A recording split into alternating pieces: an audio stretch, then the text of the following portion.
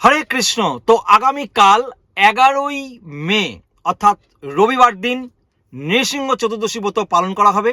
তো আপনারা সকলে কিন্তু এই নৃসিংহ চতুর্দশী ব্রত পালন করবেন। সম্ভব হলে নিকটবর্তী ইস্কনে এসে আপনারা যোগদান করবেন।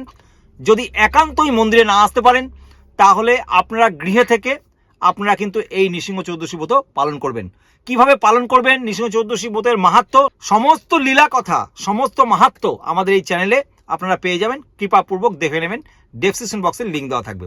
তো আপনারা অবশ্যই সমস্ত রকমের আমিষ দ্রব্য বর্জন করে, পঞ্চরূপ সাধনা বর্জন করে অর্থাৎ উপবাস থেকে এই ব্রত কিন্তু পালন করবেন। সন্ধ্যার পরে অর্থাৎ ভগবানের অভিষেক হয়ে যাওয়ার পরে আপনারা অনুকল্প প্রসাদ গ্রহণ করতে পারেন। আর যারা অনেকে প্রশ্ন করেছিলেন, যারা জীবনদায়ী ওষুধ সেবন করেন তারা অবশ্যই ওষুধ আপনারা খেতে পারবেন। আর যারা একান্ত পারবেন না উপবাস থেকে তারা আপনারা জল খেতে পারেন। আর যদি তাও অসমর্থ হন তাহলে বিভিন্ন প্রকারের ফলমূলাদি আহার করেও কিন্তু এই ব্রত অবশ্যই পালন করবেন। ব্রত কিন্তু অবশ্যই সকলকে পালন করতে হবে। স্বয়ং ভগবান নৃসিংহদেব তিনি বলেছেন যে বর্ষে বর্ষে তো কর্তব্য মম সন্তুষ্টিকরণ, প্রতিটা বছরে বছরে এই ব্রত সকলকে পালন করা উচিত আমার প্রীতিবিধান করবার জন্য।